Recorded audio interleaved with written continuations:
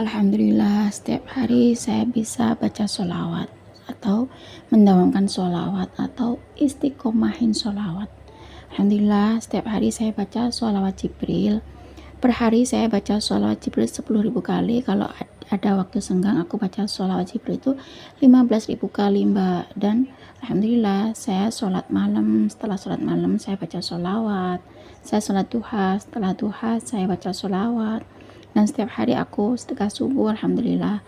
Dan berkat sholawat, Alhamdulillah rezekiku lancar, semuanya rezeki mengalir deras, Pak. Bismillahirrahmanirrahim. Rabbi shrahli sadri wa yassirli amri wahlul 'uqdatam min lisani yafqahu qawli.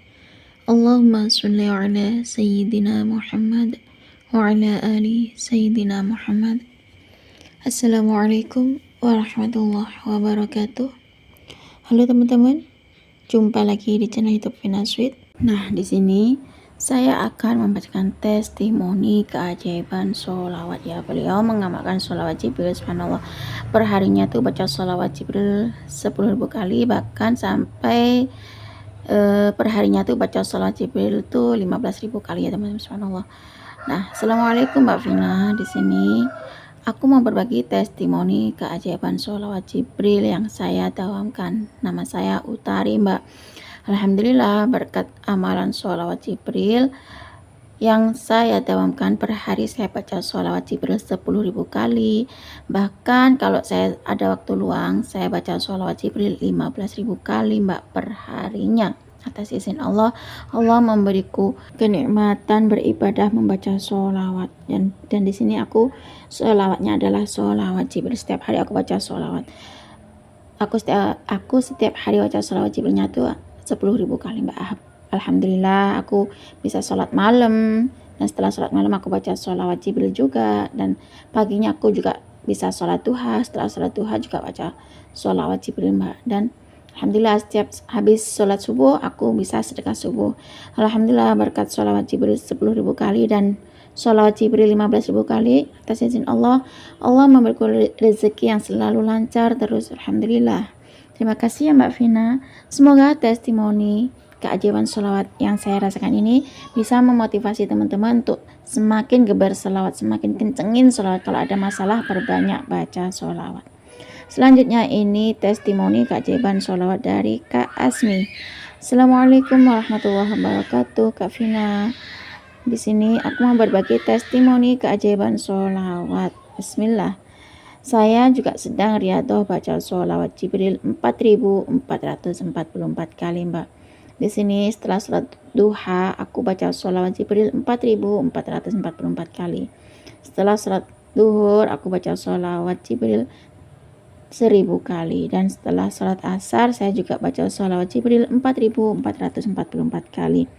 Dan kalau malam setelah sholat isya saya baca sholawat pohon uang 400 kali. Habis sholat tahajud saya baca sholawat Jibril 4.444 kali, karena saya sudah lama terlilit hutang 50 juta dan dikucilkan oleh keluarga. Rasanya nggak enak banget, Mbak. Di sini karena aku dikucilkan oleh keluarga dan punya amanah 50 juta ya, Mbak ya. 50 juta itu sangat banyak. Akhirnya di sini satu-satunya jalan yang aku tempuh yaitu riyadhah sholawat. Aku berusaha istiqomahin sholawat, Mbak. Aku dawamin sholawat, setiap hari aku baca sholawat dan sholawat terus. Aku sholawatan terus, Mbak. Dan Alhamdulillah, karena Allah mengizinkan aku untuk istiqomah baca sholawat, rasanya setelah aku baca sholawat hati terasa tentram.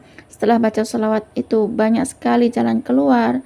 Setelah baca sholawat, Alhamdulillah, aku tidak dikucilkan lagi oleh keluarga. Berkat sholawat, Allah memberiku rezeki dari arah yang tak terduga-duga, sehingga hutangku yang 50 juta itu berkat keajaiban sholawat Jibril 4.444 kali itu lunas biidznillah.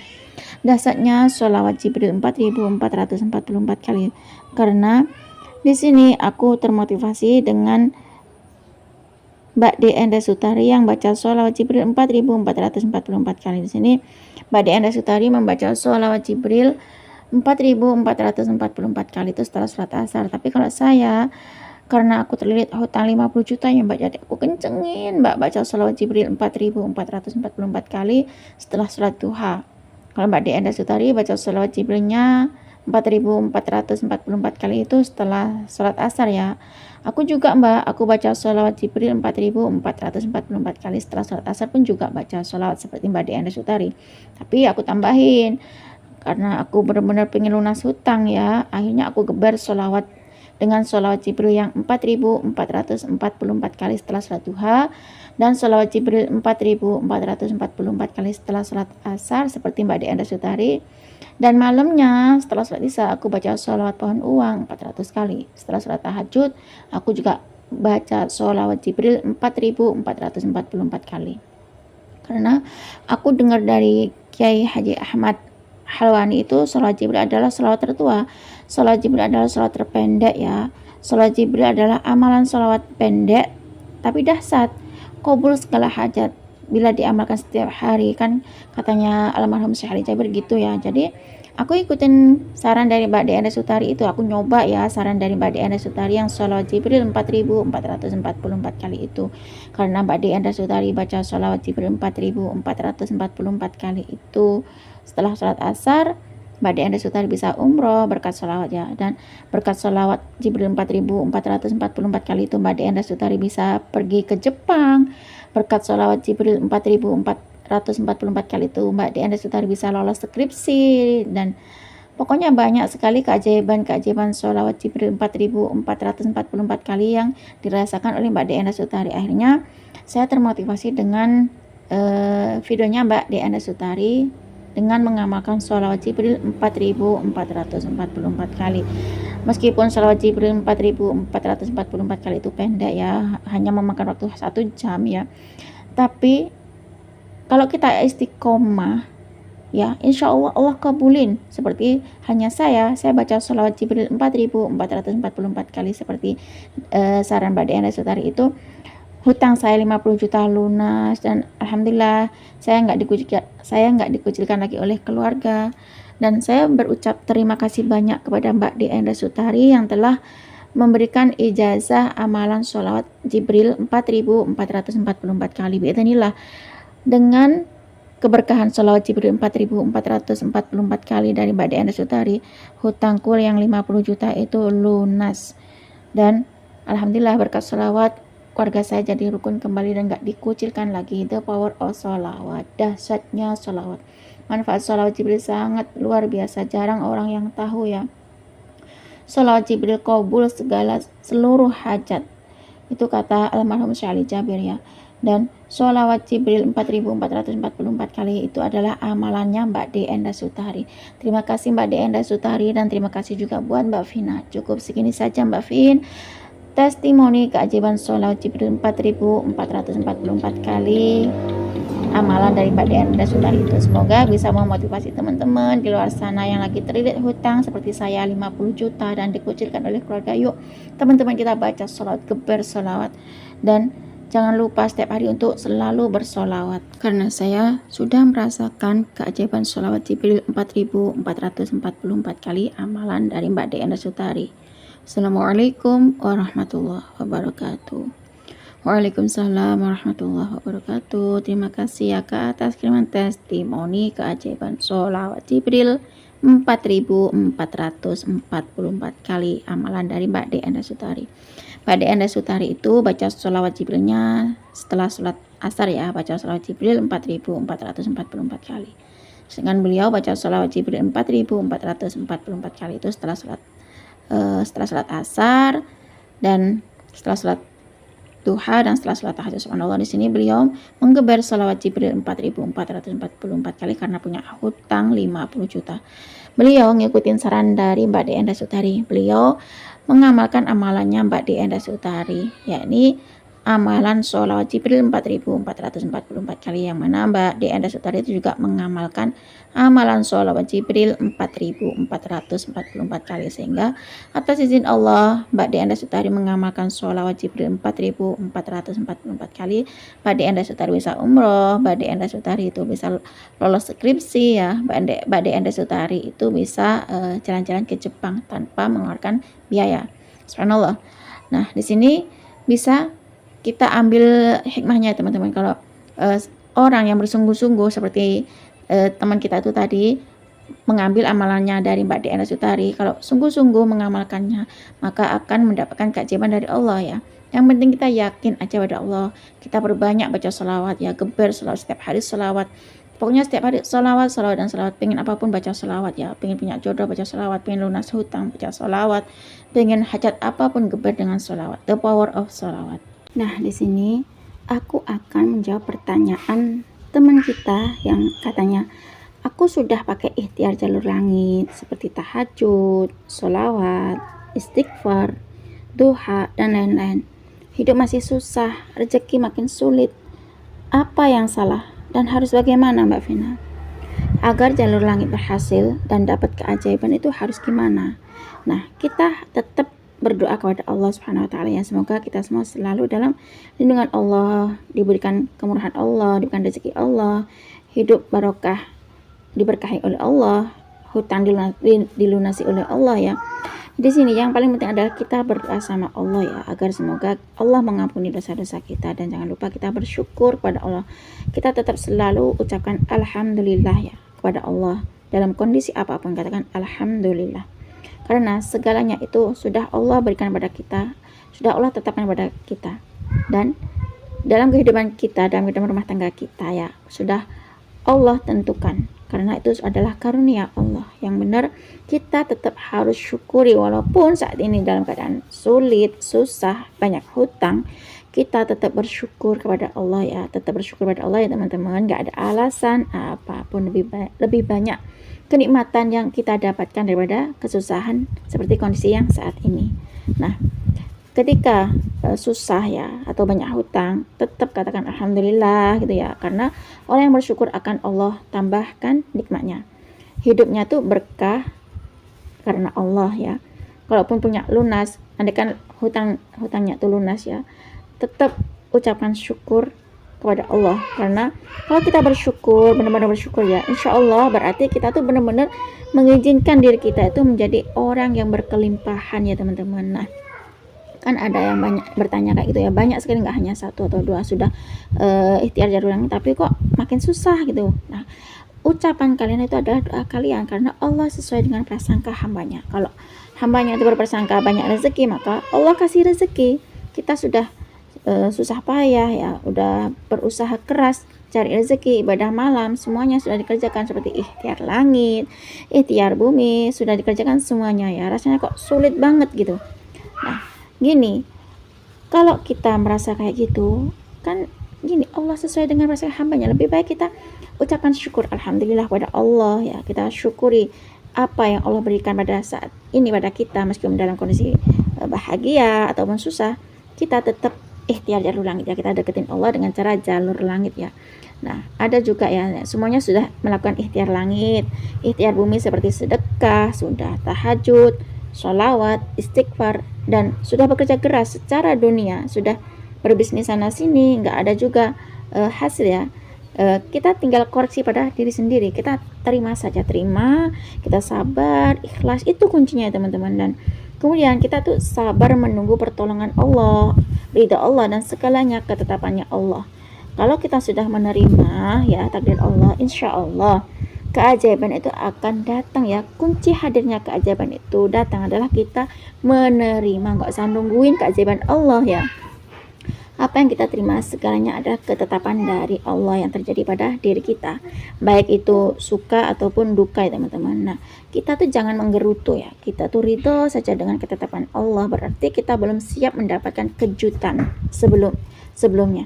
Nah, belum siap untuk menjadi orang yang berlimpah. Untuk menjadi orang yang berlimpah itu dia harus menerima takdir Allah, apapun kondisi ya pada diri kita, maupun senang, susah, tetap bersyukur pada Allah, maupun jawabannya itu, doanya itu dikabulkan sama Allah atau enggak, yang penting kita tetap yakin sama Allah. Intinya kita tetap baik sangka pada Allah dengan cara kita menerima takdir Allah, ikhlas, sabar. Sebenarnya itu tuh semua itu hampir mirip-mirip ya semuanya itu.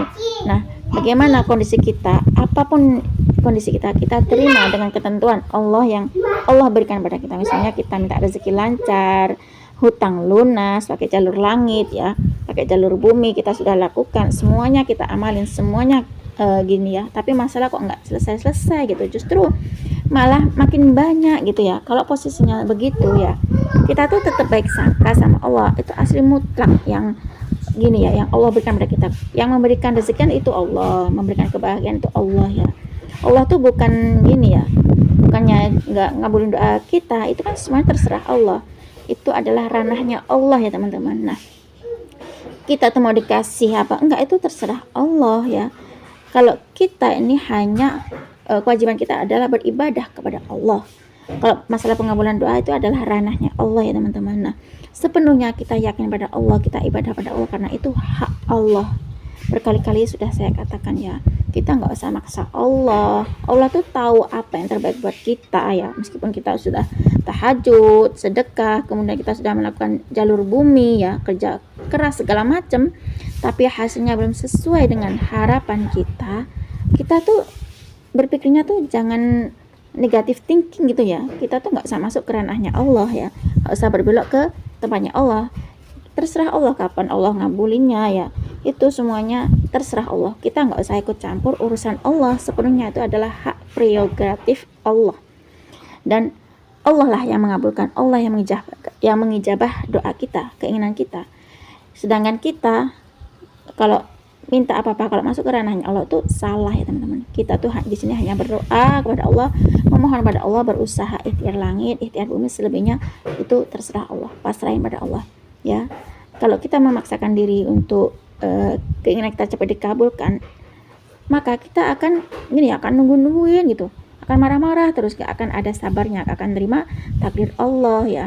Dan kalau kita sudah ikhlas, legowo menerima takdir Allah, seandainya dalam keadaan susah ya, semakin dipersempit, semakin pokoknya susah ya, kita perbanyak zikir pada Allah ya, banyak sholawat, sholat tepat waktu, istighfar, baca Al-Quran ya, pokoknya jalur-jalur langit itu ya, sholat sunnah. Yang penting kita tuh ikhlas, sabar dulu ya, memohon pertolongan pada Allah. Pokoknya Allah dulu, Allah lagi, dan Allah terus, pokoknya Allah. Kalau malam tuh bangun malam sholat tahajud ya, jangan lewat sholat tahajud. Paginya sholat duha sebelum kerja. Yang penting kita tuh zikir pada Allah ya, kita mengingat Allah sambil fokus beribadah pada Allah ya, banyak meluangkan waktu ke Allah sehingga pertolongan Allah pun datang. Nah, kalau selama ini kita sudah ngelakuin semuanya, ikhtiar langit, ikhtiar bumi sudah kita kerjakan, dan hasilnya belum kita dapat ya, kita tinggal ikhlas saja ya, sabar, ridho, nerima kuasa Allah, takdir Allah gitu ya. Kita nggak perlu menggerutu pada Allah, karena semuanya ini adalah milik Allah. Kalau kita sabar ya terserah Allah aja ya, kita nggak bisa maksa Allah harus sesuai dengan keinginan kita ya, karena Allah tahu apa yang kita butuhkan, Allah tahu apa yang kita inginkan ya. Kita ini milik Allah ya, jadi semuanya tuh biar Allah yang ngatur ya, karena semuanya tuh ada di genggaman Allah. Segalanya yang terjadi pada dunia ini adalah ada di genggaman Allah, termasuk kita nih teman-teman. Kalau kita sudah ikhtiar langit, sudah ikhtiar bumi, kalau ada perubahan seperti Allah sudah mengijabah doa kita ya. Syaratnya kita tetap yakin beribadah pada Allah ya, sholat tepat waktu, zikir pada Allah, menghidupkan sholat, ibadah sunnah, itu aja. Kita nggak perlu alasan yang lain. Aku udah ikhtiar langit, udah ikhtiar bumi, kok belum gini, aku udah sabar tapi kok belum, nggak usah gitu. Semuanya pasrin saja ke Allah ya, percaya deh pada Allah. Kalau hati kita benar-benar kuat ke Allah, pasti keajaiban Allah tuh datang, pertolongan Allah tuh datang. Syaratnya jaga hati kita pada Allah, pikiran kita pada Allah, tetap baik sangka kepada Allah. Semua kondisi kita ya, baik itu bahagia ataupun susah, kita tetap menuju Allah, deketin Allah ya. Yakini saja kalau Allah tuh selalu tepat janji.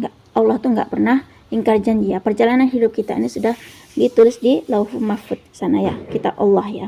Nah, kita tuh tinggal gini aja, tinggal menunggu waktu saja ya. Kita akan merasakan hidup, gak akan nangis terus, gak akan di bawah terus ya. Kita pasti sama Allah dikasih keberkahan hidup, sama Allah dikasih rezeki ya. Caranya adalah kita baik sangka kepada Allah, kita terima ya. Pokoknya kita tuh gini aja deh, gak usah mikirin apa yang Allah giniin. kita tuh mikirnya tuh hanya ibadah pada Allah, kapan terkabulnya doa itu, yang penting kita nurut saja apa kata Allah ya. Kalau yang dibilang Allah tuh gini ya, seandainya Allah tuh nyuruh kita sholat ya kita sholat. Kalau Allah nyuruh kita tuh berdoa ya kita berdoa biar berhasil ya. Kita nggak usah ngatur-ngatur Allah ya, kita percaya saja sama Allah karena Allah maha menepati janji. Allah itu nggak pernah bohong, Allah tuh nggak mungkin mengingkari janjinya ya teman-teman. Kita sabar saja, terima aja, pantaskan diri kalau kita sudah layak ditolong Allah ya teman-teman. Nah, maka dari itu mari kita ikhtiar jalur langit, Allah dulu, Allah lagi, dan Allah terus, Allah, Allah, Allah, dan Allah. Yang penting kita perbanyak baca sholawat ya, bersolawat, kencengin sholawat, lalu kita berdoa pada Allah ya, nggak usah ngomong kapan doaku dikabul ya. Terus justru kalau kita ngomong kok nggak dikabul ya itu jadi penghalangnya ya teman-teman. Nah, cukup segini saja ya teman-teman yang bisa saya sharing. Semoga kisah keajaiban sholawat itu tadi bisa menginspirasi pada kita semua untuk semakin banyak kita baca sholawat, kencengin sholawat, geber sholawat, dan semoga kita semakin banyak mendapatkan keberkahan dan rahmatnya Allah. Assalamualaikum warahmatullahi wabarakatuh.